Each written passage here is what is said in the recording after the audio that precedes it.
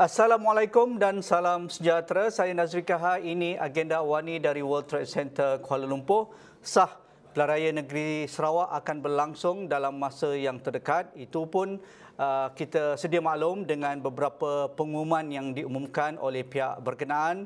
Dan pada hari ini Ketua Menteri Sarawak Dato' Abang Johari Awang Openg sudah pun mensyarkan bahawa pembubaran DUN Undangan Negeri Sarawak sudah pun berlaku pada 3 November 2021 dan dengan perkenan yang di-Pertuan Agong untuk menguraikan perintah ataupun proklamasi darurat, maka secara automatiknya Pelaraya Negeri Sarawak wajar dilaksanakan dalam masa 60 hari. Jadi dengan penambatan perintah darurat yang di-Pertuan Agong itu adalah selaras dengan peruntukan dalam Seksyen 2/2 Ordinan Darurat Kuasa-Kuasa Perlu Sarawak 2021 selepas baginda berunding dengan Yang di-Pertua Negeri Tun Abdul Taib Mahmud. Jadi pihak kerajaan negeri sudah pun meneliti dengan telitinya berkaitan dengan SOP dan juga situasi kesihatan umum negeri Sarawak pada hari ini, maka pelaraya akan diadakan tetapi dengan pematuhan kepada prosedur operasi standard ataupun SOP yang ditetapkan. Tetapi apa yang lebih menarik juga, kadar vaksinasi COVID-19 yang sudah mencapai tahap yang boleh diterima oleh pihak berkuasa supaya pilihan raya dapat dijalankan dengan selamat. Jadi kenyataan daripada pihak SPR juga, mereka akan melakukan mesyuarat berkaitan pilihan raya negeri dalam masa yang terdekat, dan kenyataan Ketua Menteri dan juga pengerusi GPS Datuk Patinggi Abang Johari Abang Openg. Jadi semuanya jelas bahawa tidak ada masa lagi untuk kita tangguhkan pilihan raya negeri Sarawak, walaupun ramai ataupun pihak-pihak yang berkepentingan berkaitan dengan pilihan raya negeri ini mungkin agak gelisah, agak risau dengan situasi COVID-19 yang masih tinggi di Sarawak. Tetapi dengan penamatan proklamasi darurat, maka pihak kerajaan negeri tidak ada pilihan lain, maka pembubaran Dewan Undangan Negeri sudah pun berlaku. Jadi untuk melihat perkara ini, bagaimana SOP operasi standard ataupun melihat isu COVID-19 dan senario-senario yang akan kita jangkakan menjelang Pilihan Raya Negeri Sarawak, saya akan bersama dengan Prof. Madya Dr. Awang Azman Awang Pawi, penganalisis politik dari Universiti Melaya. Assalamualaikum Prof, apa khabar? Waalaikumsalam Haji. Alhamdulillah baik. Kita sedia maklum juga Dr. Awang Pawi, Awang Azman masih berada di Kuching sekarang dan pastinya mendengar dan mendapat hebahan-hebahan terkini berkaitan dengan politik dan juga situasi COVID-19 di negeri Sarawak. Jadi dengan kenyataan Istana Negara, dengan kenyataan Ketua Menteri dan juga kenyataan pihak SPR, jadi apa yang boleh Dr. Awang Azman jangkakan bila tarikh-tarikh penting akan diumumkan oleh pihak SPR dan bagaimana agaknya kita boleh gambarkan situasi yang akan kita lalui untuk mengadakan Pilihan Raya Negeri Sarawak tahun ini? Okey, terima kasih Haji. Kira lintas langsung dari Kuching Sarawak ya ni. Okey, yang pertama kita kena lihat bahawa Pilihan Raya Negeri ini tidak dapat dielak kena diadakan sebab kita perlu berhadapan dengan norma baru. Norma baru sebab kita tahu baru-baru ini Jepun baru saja mengadakan pilihan raya, lebih 100 juta orang pengundi telah turun dan sebagainya. Dan untuk Sarawak, saya kira situasi ini tidak dapat dielakkan memandangkan mandat telah lama tamat dan darurat pun sudah diawalkan. Maka dalam tempoh 60 hari ini pilihan raya negeri akan diadakan dan saya kira SPR bila-bila masa akan bersidang untuk menentukan tarikh penamaan calon dan juga untuk menentukan tarikh berapa hari jumlah hari berkempen dan yang pastinya tarikh diadakan hari mengundi. Dan saya kira antara perkara yang dipertimbangkan ialah satu grace period, satu jarak di antara PRN Melaka dengan Pilihan Raya Negeri Sarawak. Hari ini untuk memastikan pengalaman PRN di Melaka itu dapat dijadikan iktibar dan persediaan risiko kesihatan dan sebagainya.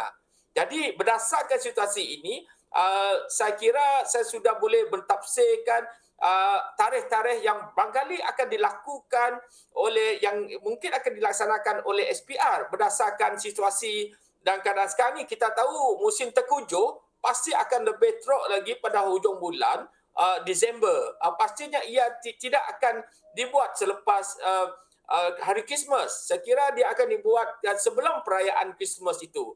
Jadi saya kira tarikh untuk yang dijangka agak sesuai dan berpadanan ialah sekitar 18 atau 19 Disember.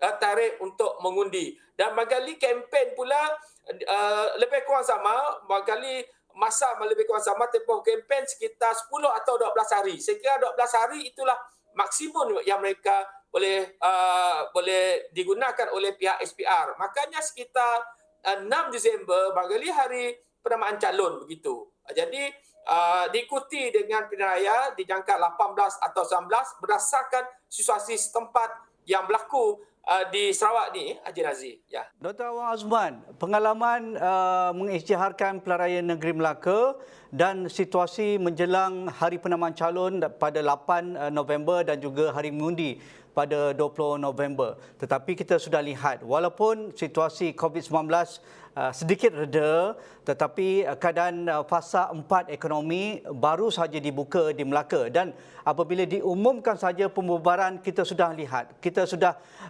perhatikan dengan mata kasar kita bahawa pemain politik tidak sabar lagi. Dan itulah yang berlaku, beberapa insiden-insiden pelanggaran SOP dan sudah pun dikenakan kompaun dengan beberapa peraturan dan juga undang-undang yang dikuatkuasakan oleh Kementerian Kesihatan Malaysia. Bagaimana semua pengalaman ini dan juga salah laku yang berada di Melaka, yang berlaku di Melaka ini dapat dielakkan jika SPR bermesyuarat dalam masa terdekat ini? Mereka perlu meneliti semua apa yang kita lihat sepanjang pembubaran Dewan Undangan Negeri Melaka supaya tidak berlaku menjelang Pilihan Raya Negeri Sarawak. Dr. Awang Azman. Okey, kalau kita lihat situasi PRN menjelang Pilihan Raya Negeri Melaka, kita lihat ada pelbagai tindak tanduk ahli politik, parti politik tertentu melanggar SOP itu sendiri. Dan saya kira pelanggaran tersebut dengan SOP yang lebih ketat itu adalah wajar untuk dilakukan. Dalam konteks PRN Negeri Sarawak misalnya, saya kira memang penekanan kepada SPR ialah kempen secara maya. Dan pada masa yang sama, kita tak boleh menutup sekali kempen secara bersemuka. Kita perlu melihat contoh seperti negara Singapura, walaupun galakkan kempen secara maya itu dilakukan di media sosial, di televisyen itu digalakkan, tapi pada masa sama mereka tidak menutup ruang berkempen secara bersemuka. Misalnya dibenarkan kempen secara bersemuka secara kelompok yang kecil, tak lebih sekitar 10 atau 12 orang. Tapi tidak boleh bersalaman misalnya, dengan diikuti dengan penjarakan 1 meter dan sebagainya. Jadi kita tidak boleh menutup ruang ke arah itu untuk memastikan pengundi dapat lebih berkomunikasi lebih langsung dengan calon, beri langsung dengan parti-parti, beri langsung dengan juru kempen. Jadi kita kena faham situasi ini, orang politik tetap dengan gaya politik, style politik mereka, tetap mahu berjumpa dengan pengundi mereka. Jadi dalam konteks ini kita tak boleh menutup ruang untuk calon khususnya ataupun kempen untuk berjumpa dengan pengundi. Jadi saya kira memang kita utamakan SOP, memang kepentingan kesihatan rakyat lebih penting, tapi pada masa sama kita boleh menutup 100% perjumpaan dengan rakyat walaupun tidak boleh secara bersalaman. Jadi saya kira apa yang dikenakan terhadap PRN Melaka itu, saya kira perlu ada budi bicara, imbangan supaya proses demokrasi itu dapat disuburkan. Proses demokrasi itu dapat dilaksanakan.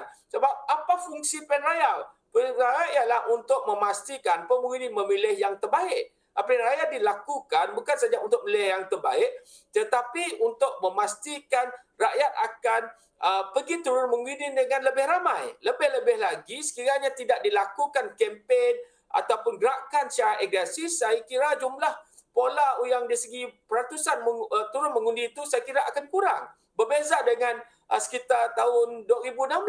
Sebab sekitar 2016 itu kita tahu konteks Sarawak, pandemik COVID-19 ini tidak berlaku. Jadi itu pun jumlah pengundi dia sekitar 65% begitu sepuratanya. Tapi dalam keadaan dalam keadaan suasana pandemik COVID ini, kita bimbang masih ada rasa was-was, ada masih rasa sanksi untuk turun mengundi. Jadi saya kira perkara ini boleh menyebabkan peratusan yang mengundi kadang-kadang ini akan turun. Dan ini sebenarnya berbahaya juga kepada mana-mana parti, khususnya mereka yang berada di kawasan menang yang tipis. Jadi cara yang terbaik ialah untuk selain menggalakkan kempen cara maya, cara TikTok, cara Facebook, YouTube, Twitter dan sebagainya, televisyen, mengadakan memberikan ruang di TVS Sarawak misalnya, ataupun di Astro misalnya, boleh main peranan untuk memanggil semua parti yang terlibat, calon yang terlibat itu dilakukan. Ya, kita galakkan cara begitu, tapi pada sama kita tak boleh bentuk ruang persemukaan cara bersemuka.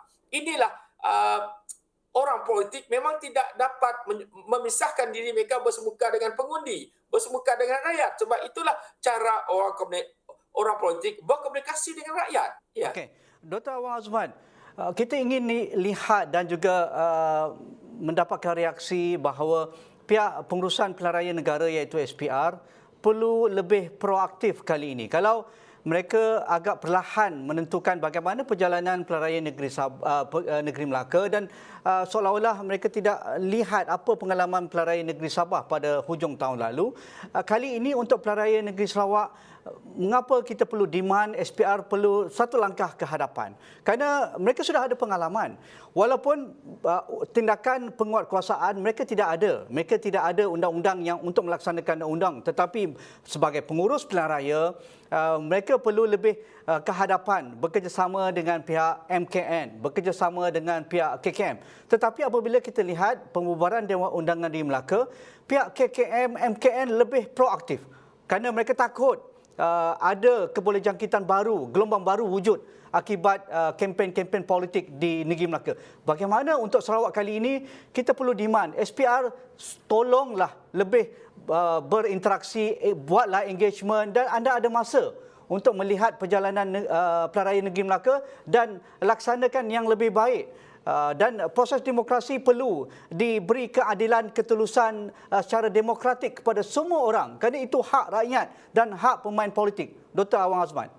Ya, saya bersetuju. SPR perlu memainkan peranan yang lebih proaktif daripada Kementerian Kesihatan Malaysia. Mereka perlu melihat proses demokrasi, isu kesejahteraan politik lebih luas dan lebih besar, dan pada masa sama juga peka dengan isu SOP.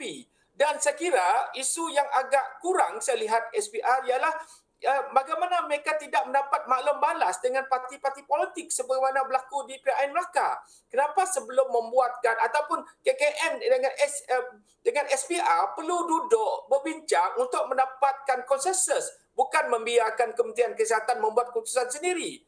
Adakah perkara ini akan berterusan di Sarawak, sedangkan kita mahu proses demokrasi itu dilakukan dengan lebih telus, lebih memenuhi kehendak suara orang ramai. Jadi untuk membuat keputusan, SPR sepatutnya berbincang dengan lebih telus dengan KKM dan juga melibatkan semua parti politik tanpa mengira ideologi. Saya kira melibatkan parti politik ada antara tanpa mengira ideologi itu sesuatu yang agak kurang dilakukan. Malah dengan pihak PN ataupun PN sendiri agak kurang berbincang. Jadi kali ini kita harap SPR sama-sama duduk dengan KKM, sama duduk dengan Majlis Kehormatan Negara dan juga kena melibatkan wakil-wakil parti-parti politik yang bertanding. Ini dapat memastikan mendapat konsensus, mendapat persetujuan yang lebih baik untuk memastikan apa yang berlaku suasana yang dalam isu KPN Melaka ini tidak akan berlaku kontroversi. Saya kira itu yang perlukan. Pelibatan bukan saja daripada parti politik tapi juga orang awam pun perlu didapatkan maklum balas supaya SPR akan dapat membuat keputusan yang terbaik untuk rakyat dan memastikan proses demokrasi di negara kita dapat mampu dijalankan dengan lebih baik lagi walaupun dalam keadaan pandemik COVID-19 ini.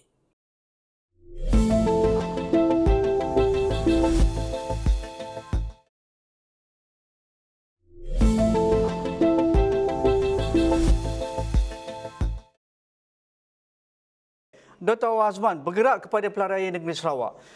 dengan mandat dipulangkan semula kepada rakyat negeri Sarawak untuk memilih kerajaan mereka, dan hak ini tidak boleh dinafikan oleh semua pihak kerana penggal kerajaan ini sudah pun tamat pada Jun 2021. Dan apakah keutamaan Pelaraya Negeri Sarawak kali ini untuk memastikan rakyat mempunyai satu ruang demokrasi yang adil?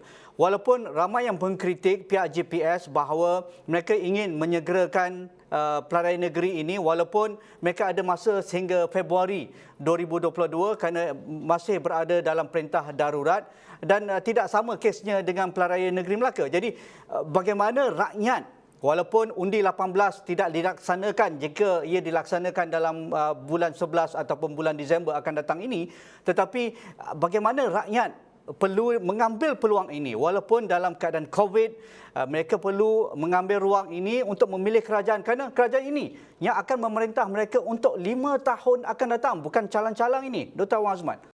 Okey, kita perlu melihat perayaan Sarawak diadakan dengan mengambil kira bahawa mandat itu diserahkan kembali kepada rakyat. Sekiranya rakyat tidak berpuas hati dengan isu-isu berkaitan dengan pentadbiran, tadbir urus parti ataupun komponen dalam GPS dan sebagainya, mereka boleh tunjukkan dalam bentuk undi. Saya kira sebagai negara demokrasi, kita perlu melihat perkara ini bergerak ke hadapan.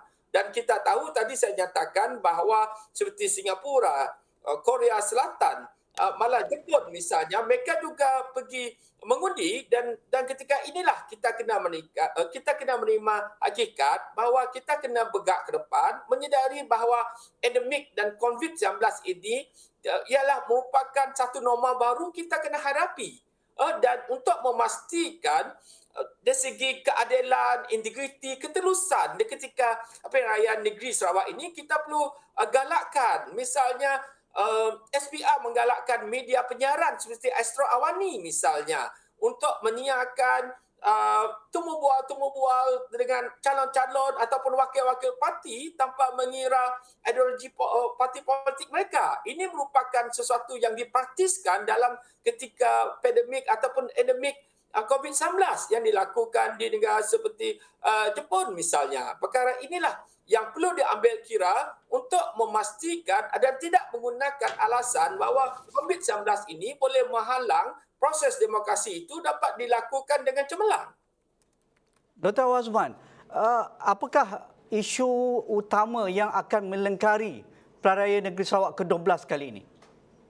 Saya kira untuk pihak pembangkang, mereka akan jadikan isu mengadakan pilihan negeri lebih awal seolah-olah mereka mengenepikan pengundi 18 tahun atau bawah 20.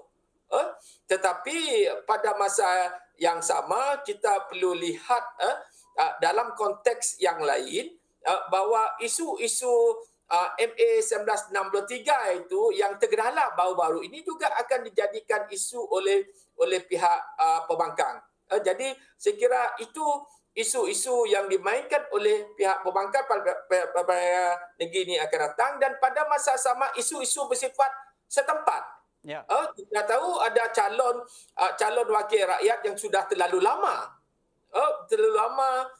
bapa penggal yang sudah berumur, ada yang kurang berprestasi. Sekiranya tidak digantikan, ia akan memberikan kesan di peringkat kawasan-kawasan tertentu di dunia Sarawak. Jadi isu-isu inilah yang akan dimainkan.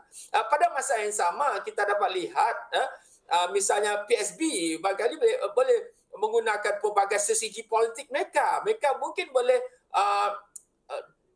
berkempen. Kononnya PSB nanti bila mereka sudah menang besar, mereka akan bersama GPS.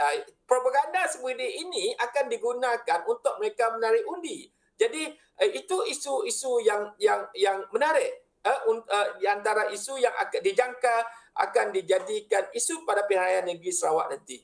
Kita tidak boleh menafikan bahawa sentimen politik semenanjung dan juga nasional akan memberi impak juga kepada pilihan raya negeri Sarawak. Dalam masa 4 tahun ini, politik Malaysia berwarna-warni sekali.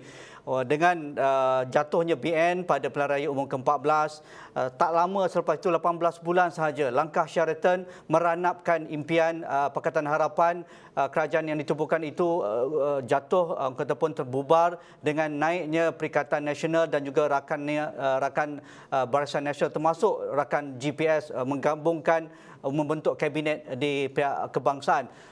Beberapa bulan yang lalu Datuk Seri Ismail Sabri diangkat sebagai Perdana Menteri baru selepas Perikatan Nasional jatuh di bawah Tan Sri Muhyiddin Yassin.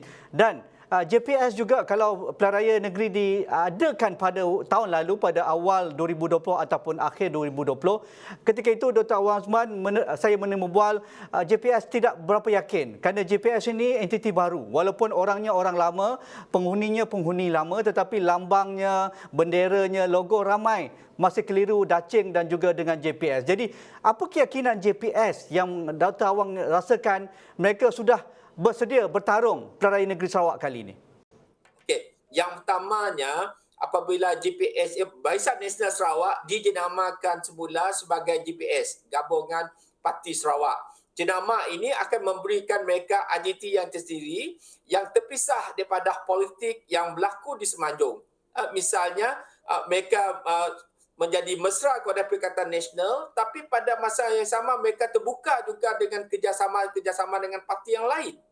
Yang kedua, dengan GPS itu sendiri, mereka ingin menunjukkan kepada rakyat bahawa apa yang mereka, moto mereka, Sarawak First itu ataupun Sarawak diutamakan itu merupakan satu agenda besar kepada rakyat Sarawak. Misalnya kejayaan Ketua Menteri Sarawak Abang Johari dalam mendapatkan cukai SST daripada Petronas. Maknanya setiap tahun mereka mendapat hampir 3 bilion yang sebelum ini tidak pernah diperoleh. Ini merupakan satu impak yang besar dalam konteks dari segi untuk meraih undi di kalangan penghuni Sarawak. Sama juga dengan perubahan Petros, mempunyai bank yang sendiri dan pelbagainya. Selain itu, program Sarawakku Sayang yang tahun depan sudah siri yang ke-8.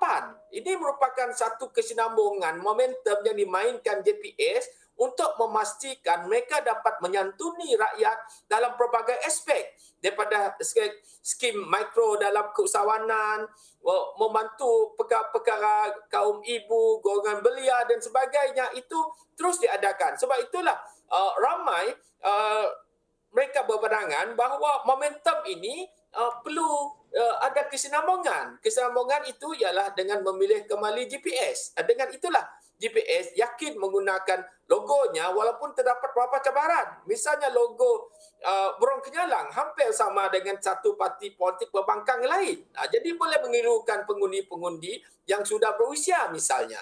Adakah Dr. Awang yang seringkali berada di lapangan dengan rakan-rakan membuat cerapan dan juga fokus point, fokus group dan sebagainya, adakah kita masih melihat sentimen di Sarawak ini seperti juga pilihan raya negeri yang lalu, iaitu ketika zaman Tok Nan, ketika pemerintahan yang lepas, bahawa vote bank ataupun penyokong tegar JPS ataupun BN dahulunya berada di luar bandar seperti di pedalaman, di kawasan kampung tradisional, tetapi untuk anak-anak muda di kawasan bandar seperti di Sibu, di Miri dan juga di Kuching, termasuk di Bintulu, ini merupakan kubu kuat yang masih lagi tidak sukar lagi ditembusi oleh pihak JPS ataupun sentimennya sudah berubah. Bagaimana Dr. Awang melihat?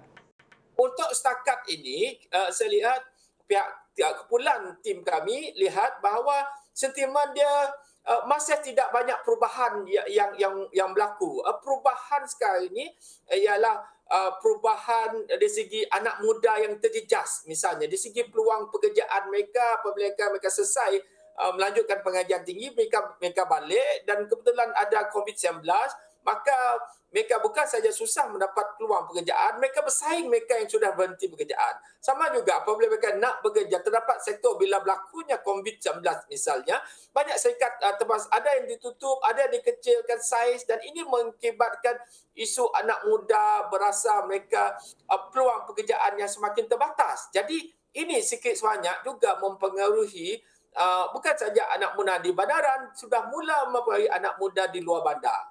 Jadi saya kira engagement daripada parti-parti politik ini di antara anak-anak muda ini masih boleh dipertingkatkan lagi dengan lebih baik dengan anak-anak muda ini. Sebab anak muda ini mahu suara mereka didengari. Anak muda mahu masalah mereka disantuni. Misalnya mereka mahukan memang kita di Sarawak ada beasiswa, mungkin penerimanya masih jumlah yang terhad. Ramai lagi yang layak yang dapat menerima masih lagi tidak dapat. Memang beasiswa ada tapi masih lagi jumlah penerima masih lagi kecil. Jadi dengan adanya SST, jadi ramai yang berharap ada digunakan untuk membantu modal insan dengan meningkatkan kota yang lebih tinggi, lebih baik, lebih berganda daripada sebelum dapat SST. Okey sekali, Dr. Awang. Mungkin ini merupakan pilihan raya untuk memberikan keabsahan kepada Ketua Menteri Datuk Patinggi Abang Johari Abang Openg, kerana kita tahu Ketua Menteri Abang Jo mendapat mandat ini melalui Tok Nan selepas peninggalan Tok Nan dan diangkat sebagai Ketua Menteri Sarawak yang baru. Dan pilihan raya ini merupakan pilihan raya pertama untuk menentukan bagaimana tahap sokongan dan juga prestasi beliau sepanjang memegang tampuk pemerintahan Sarawak ini. Adakah Dr. Awang Azman bersetuju? Ya. Untuk pertama kalinya ada beberapa cabaran kepada kepimpinan kerajaan sementara dipimpin oleh Datuk Tinggi Abang Johari ini. Yang pertama, ini merupakan kali pertama beliau mengetahui pilihan raya negeri Sarawak. Yang kedua, beliau perlu mandat ini untuk memastikan GPS menang sama ada kekal ataupun lebih baik daripada Tok Nan. Ini merupakan satu cabaran. Seterusnya dengan penggunaan logo baru ini memberikan ruang dan lebih mencabar lagi kepada Abang Johari ialah apabila COVID-19 ini menimpa bukan sahaja di Malaysia tapi seluruh dunia juga memberi kesan kepada Sarawak. Jadi apakah strategi yang dilakukan oleh Abang Johari ini untuk mendapat kembali mandat dengan meyakinkan? Saya kira dari segi program yang dilaksanakan ini sudah banyak dipertingkatkan. Dari segi pendapatan negeri Sarawak sudah dipertingkatkan. Namun bagaimanakah strategi untuk membina naratif, memberikan pencerahan kepada pengundi? Ada pengundi yakin bahawa inilah yang sebenarnya yang dimahukan oleh rakyat Sarawak. Jadi ini cabaran yang dilakukan melalui komunikasi politik. Komunikasi politik itu hanya akan berjaya dia akan mempunyai strategi struktur yang begitu ampuh, bukan saja di peringkat pertengahan tapi sampai melimpah, menitis ke bawah, difahami, disyukuri dan juga dialu-alukan. Okey, ini sebagai teaser perbincangan saya dengan Prof. Madya Dr. Awang Azman, kerana saya begitu dekat dengan Sarawak dan juga kenal baik dengan Dr. Awang Azman dan rakan-rakan di UNIMAS, di Universiti Melaya dan juga pengkaji-pengkaji politik Sarawak, kerana kalau saya terlibat pilihan raya kali ini merupakan kali ketiga pilihan raya negeri saya terlibat secara langsung dan juga Awani akan memberikan liputan komprehensif untuk pilihan raya negeri ke-12 negeri Sarawak ini. Jadi kita tunggulah tarikh-tarikh penting yang akan diumumkan oleh pihak SPR. Terima kasih Prof. Madya, Dr. Awang Azman, Awang Pawi. Terus jaga diri dan juga rakan-rakan di lapangan. Dan kita tahu Dr. Awang Azman penganalisis politik dari Akademi Pengajian Melayu Universiti Melaya. Sekian saja. Assalamualaikum. Kita jumpa lagi.